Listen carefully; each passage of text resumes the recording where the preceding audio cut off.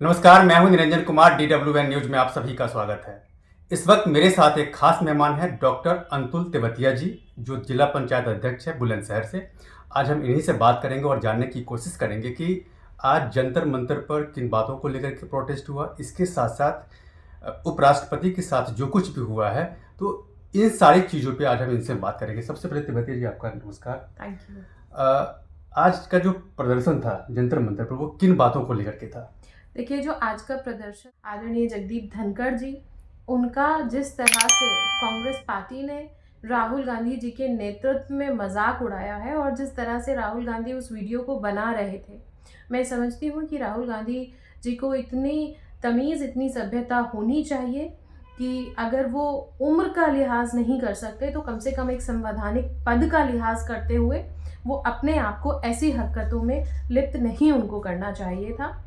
तो जो उनका अपमान हुआ है, उसके विरोध में जंतर मंतर पर हम सब ने धरना दिया और हम सब ये चाहते हैं कि जो भी हरकतें ये गत दिनों हुई हैं, उसकी माफ़ी सबको मांगनी चाहिए। सबको माफ़ी मांगनी चाहिए। इसके जो कर्ता धर्ता रहे हैं वो हैं टीएमसी के नेता कल्याण बनर्जी जी। जिन्होंने उनकी नकल की, उनकी मिमिक्री की, जी। जो उनको नहीं करना चाहिए था। तो क्या आपको लगता है कि जो टीएमसी को भी माफ़ी मांगनी चाहिए? बिल्कुल मांगनी चाहिए। आप देखिए कि ममता बनर्जी ने क्या हाल किया हुआ है। आप वहाँ पे अगर जाकर देखें तो इतना बुरा हाल पूरे कलकत्ता का, पूरे बंगाल का हो चुका है, जिसको बयां करना शब्दों में मैं समझती हूँ मुश्किल है। तो ममता बनर्जी सहित टीएमसी को माफ़ी मांगनी चाहिए और जो सांसद महोदय जिन्होंने इतनी अपनी सारी सभ्यताओं की जो सीमाएं थी वो सब पार करते हुए उपराष्ट्रपति जी की जो मिमिक्री की है, जो मजाक उड़ाया है, उसकी माफ़ी तत्काल प्रभाव से मांगनी चाहिए। देखिए, उपराष्ट्रपति किसी पार्टी का नहीं होता है जी। किसी दल का बिल्कुल नहीं होते हैं। वो जी। पूरे देश के उपराष्ट्रपति जी। होते हैं। और जो देश जानता है उपराष्ट्रपति को, जगदीप धनखड़ जी को, जी। कि वो बहुत ही नम्र स्वभाव के हैं जी। और वो झुक करके माफ़ी भी मांगते हैं किसी भी जी। बात को लेकर, झुक करके वो प्रणाम करते हैं। जी। लेकिन उनका जो मजाक उड़ाना है, ये आपको लगता है कि सिर्फ राहुल गांधी ही माफ़ी क्यों मांगे या फिर कल्याण बनर्जी ही क्यों माफ़ी मांगे? पूरी पार्टी को मांगना चाहिए, पूरी जी। विपक्ष को मांगना चाहिए? बिल्कुल। इस पर आप क्या कह रहे हैं? देखिए, यशस्वी हमारे मोदी जी के नेतृत्व में 2014 से लेकर चाहे 2019 हो, चाहे फिर 2024 का इलेक्शन हम लड़ेंगे, इससे पिछला हमने उत्तर प्रदेश में इलेक्शन लड़ा, हमने राजस्थान में इलेक्शन लड़ा। तो जो ये राजस्थान सहित मध्य प्रदेश, छत्तीसगढ़ के परिणाम आए हैं, उससे कांग्रेस पार्टी सहित अन्य पूरे विपक्ष पार्टियों में एक हलचल मच गई है। जिस चीज़ के लिए वो ज़बान खोलते थे और ये जो गत वर्षों में देश में बदलाव की एक लहर चली है, उससे कांग्रेस में हलचल है, उससे वो डरे हुए हैं। तो ये जो तमाम चीज़ें हम देखते हैं, ये उसका नतीजा है। और पिछले चुनाव में हम देखते आ रहे हैं जिस तरह से किसान वर्ग ने, हमारे देश के यशस्वी प्रधानमंत्री जी ये कहते हैं कि मेरी 4 जातियां हैं, उसमें से एक किसान वर्ग को उन्होंने जाति माना है।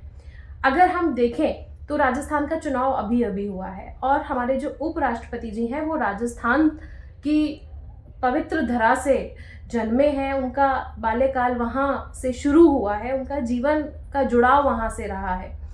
तो तमाम चीज़ों को ध्यान में रखते हुए एक किसान पुत्र के लिए जो उन्होंने अभद्रता की है, ये केवल एक उपराष्ट्रपति जी का मजाक नहीं है, परंतु जो उनके दिमाग में तरह तरह के डर हैं, ये कहीं ना कहीं उनका दिखावा उन्होंने किया है। परंतु सबसे ज़्यादा जो दर्दनाक चीज़ है वो ये है कि किसान पुत्र के लिए, जहां भारतीय जनता पार्टी किसानों को, वंचितों को अपना परिवार का सदस्य मानते हुए, जाति मानते हुए देश के विकास के लिए बात करती है, वहीं ये कांग्रेस की आदत रही है कि जब कोई अच्छी चीज़ होती है तो उसमें वो रुकावट डालते हैं और देश कैसे पिछड़ सके, देश कैसे पीछे जा सके, उसमें वो कोई कमी नहीं छोड़ते हैं। कोई कमी नहीं छोड़ते हैं। सत्ता पक्ष लगातार कह रही है कि राहुल गांधी माफ़ी मांगे, टीएमसी अपने नेता से कहे माफ़ी मांगने के लिए, लेकिन विपक्ष इसी मुद्दे को लेकर के ये कह रही है कि हमने कोई गलती नहीं की है कि हम माफ़ी मांगेंगे, लेकिन सरकार मुद्दों को भटकाने के लिए ऐसा कर रही है। क्या आप मानती हैं कि सरकार मुद्दे को भटका रही है? हम बचपन से पढ़ते आए हैं कि अगर राष्ट्रपति जी और उपराष्ट्रपति जी हमारे देश के सबसे, मैं समझती हूँ, मजबूत स्तंभ हैं, संवैधानिक पद पे सबसे बड़ी उनकी गरिमा होती है, तो कांग्रेस पार्टी या कोई भी विपक्ष ये कैसे बोल सकता है कि हमने गलती नहीं की है? किसी संवैधानिक पद पर मैं समझती हूँ कि अगर कोई भी विराजमान है और आप उसकी मिमिक्री कर रहे हैं, उसका मजाक बना रहे हैं, तो इससे गिरी हुई हरकत तो कुछ हो ही नहीं सकती है। ये दिखाता है कि किस तरह से जो विपक्ष में लोग हैं, जो अपने आप को नेता मानते हैं, जो ये पूरे देश को ये जताना चाहते हैं, ये बताना चाहते हैं कि हम देश की जो विकास है वो हम ज़्यादा बेहतर कर सकते हैं, तो मैं समझती हूँ कि उन्होंने शायद जो देश का संविधान है वो भी ठीक से नहीं पढ़ा है। तो मैं राहुल गांधी समेत जितने भी हमारे विपक्ष के लोग हैं और जो ये कह रहे हैं कि हमने गलती नहीं की है, तो मैं उनसे बड़ी विनम्रतापूर्वक आग्रह करूँगी कि आप कम से कम संविधान पढ़ें, और अगर फिर भी आपको ऐसा लगता है कि आपने गलती नहीं करी है तो आप भारत छोड़ें, और इस चीज़ की अपील मैं उन सबसे करूँगी। भारत छोड़ने की अपील करेंगी। इसी से जुड़ा मेरा एक सवाल और भी है कि दिल्ली के जंतर मंतर पर खाप समाज के लोग एकजुट हुए और उन्होंने प्रदर्शन किया। क्या धनखड़ जी के साथ जो हुआ है उससे खाप समाज के लोग नाराज हैं? क्या इसका असर 2024 के लोकसभा चुनाव में पड़ेगा? बिल्कुल। देखिए, आज जब हम जंतर मंतर पर वहाँ पे हम स्वयं भी उपस्थित थे, हमारी तमाम सरदारी वहाँ बैठी हुई थी, और ये हमने पिछले कई चुनावों में देखा है कि जो किसान वर्ग का जो आशीर्वाद है, जो आशीष है, वो भारतीय जनता पार्टी के साथ है। और जितना आक्रोश आज हमारी सरदारी में था, क्योंकि आदरणीय हमारे उपराष्ट्रपति जी जाट समाज से बिलोंग करते हैं और वो किसान पुत्र हैं, तो आज मैं समझती हूँ कि ना केवल हमारी सरदारी में बल्कि पूरे किसान वर्ग में इतना आक्रोश था कि उसका जवाब 2024 में जनता और पूरा का पूरा किसान वर्ग उनको देकर रहेगा। इस बात के लिए पूरा विपक्ष तैयार रहे। पूरा विपक्ष तैयार रहे। आपने एक बात कही कि विपक्ष जो है 3 स्टेट में जो चुनाव में हारी है उसको लेकर के भी बौखलाई हुई है, तो क्या वाकई में विपक्ष बौखलाई हुई है और बौखलाहट में वो उल्टे सीधे बयान दे रही है? बिल्कुल, बौखलाहट में ही उल्टी सीधी हरकतें होती हैं, बौखलाहट में ही उल्टे सीधे बयान होते हैं।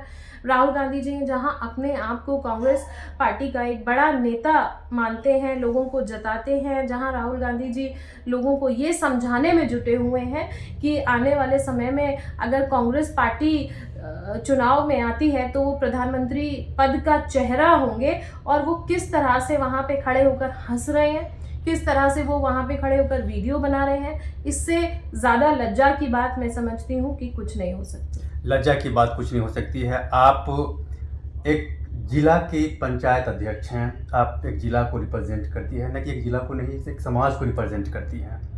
क्या आपको लगता है कि 2024 के लोकसभा के चुनाव में कांग्रेस इन मुद्दों के सहारे या फिर बाकी जो उनके ऊपर जो आरोप लगे हैं ये उनको ज़्यादा नुकसान पहुंचा सकता है?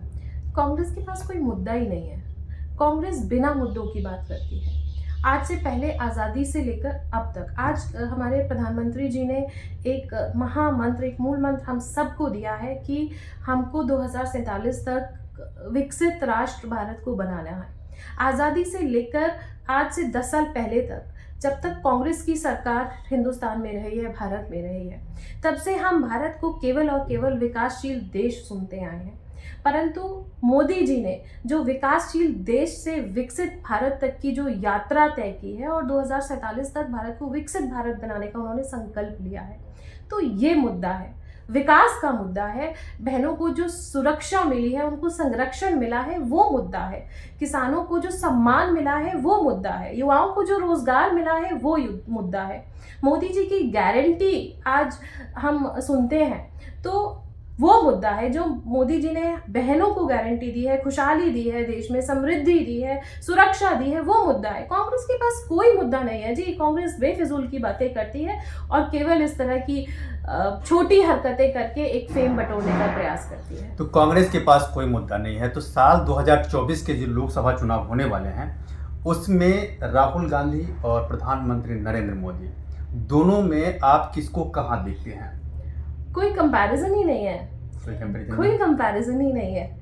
एक राहुल गांधी जी वो हैं जो सामने खड़े हुए अगर कोई नाटक करता है तो उसकी वीडियो बनाते हैं, और कहाँ प्रधानमंत्री जी हैं जो एक पालक के रूप में, एक सेवक के रूप में पूरे देश के लिए सोचते हैं। तो कोई कंपैरिजन नहीं है। जब कोरोना आता है तो वही राहुल गांधी जी हैं जो छुट्टियां मनाने चले जाते हैं, और प्रधानमंत्री जी सुबह से लेकर शाम तक एक छोटे से छोटे बच्चे की, छोटे से छोटे लेकर हमारे जो वंचित लोग हैं उनकी चिंतन करते हैं।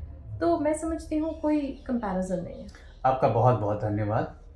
तो ये थी डॉक्टर अंतुल तेवतिया जी, जिन्होंने उपराष्ट्रपति के खिलाफ जो विपक्ष ने जो अभी मुद्दा बनाया है, विपक्ष ने जो उनकी किरकिरी की है, उनका जो मजाक उड़ाया है, उसको लेकर के अपनी बात रखी। और उनका ये कहना है कि विपक्ष को हर हाल में, राहुल गांधी को हर हाल में इस मुद्दे पर माफ़ी मांगनी होगी, नहीं तो इसका खामियाजा अगले लोकसभा के चुनाव में उनको भुगतना पड़ेगा।